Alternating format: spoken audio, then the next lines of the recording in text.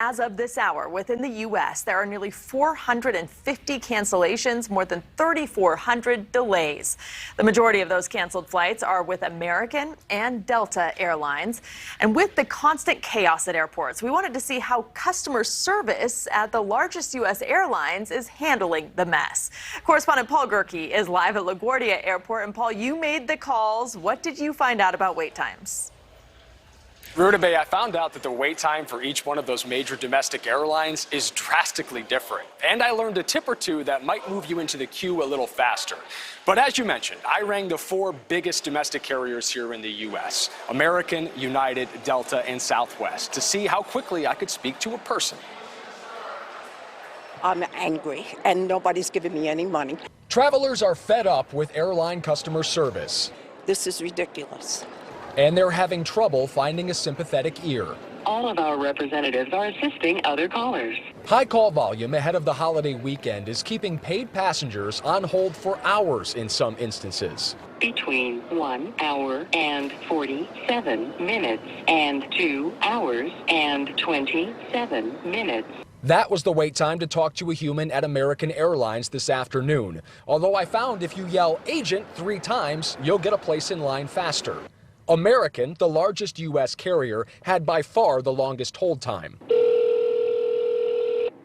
We are experiencing high call volume at this time, and as a result, you may experience long waits. Delta warned not to call unless your flight is within 3 days, but put me through to a human in 19 minutes. United didn't give an estimated wait time. Their PR team says the average is around 7 minutes, but the automated system did move me through faster if I used the tried and true method of sounding angry on the phone. Let me talk to a f***ing agent. Okay. Please hold while I transfer you to an agent who can assist you. It worked! Southwest was the best. They say their average hold time is 7 to 8 minutes. I was through in 2. Some passengers, like Laverne, who had her last 3 flights canceled, are furious that airlines aren't doing more to help when itineraries go awry. I do have a phone number, and I do have a lawyer, and I will get on the phone next week. Have you tried calling yet? No, I've been too busy trying to get a flight out of here. Poor Laverne. I assume she is safe and sound in Florida now. I hope she made it to her destination after having 3 straight flights canceled.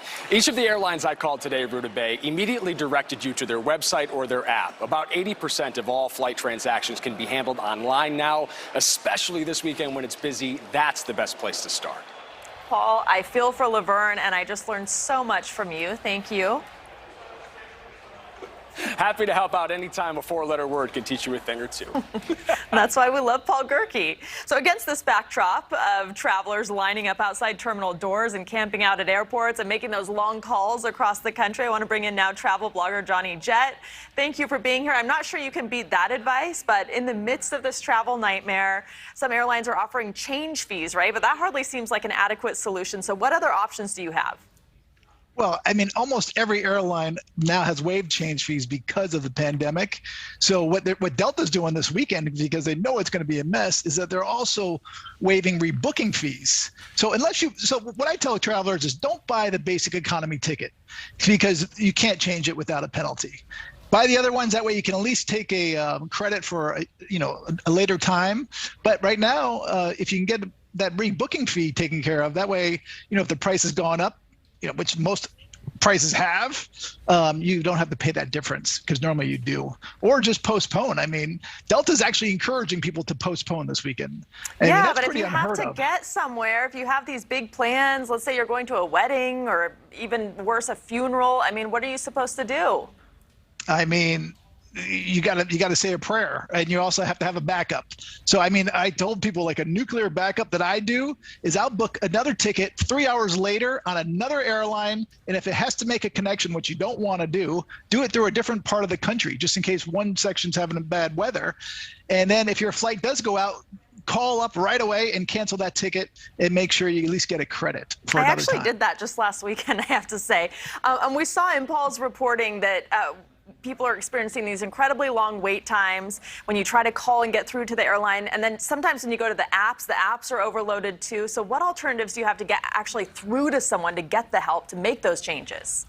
Well, if you're in the airport, make a beeline right to the customer service line, or better yet, if you have access to their club lounge, or you can buy a day pass, usually for around $59.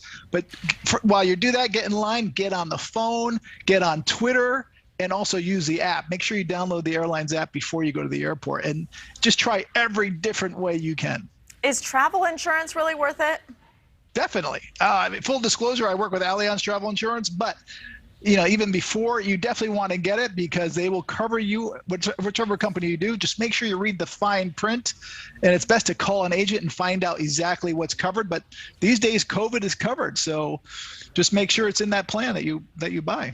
Are there times you just simply shouldn't fly? This summer. The entire summer. I was thinking more like a time of day or maybe a day of the week. Yeah, no, you know what? You want to fly in the morning. I tell people to, avoid afternoons because that's when the summer thunderstorms usually hit. Not always, but that's typically. And also, the first flight out of the day, the first flight out has the least likelihood of getting delayed or canceled because usually the crew is there, the plane is there. So try and get out in that first flight, even if you have to wake up at 3 o'clock in the morning. All right, John Jett, thank you. Hey, thank you.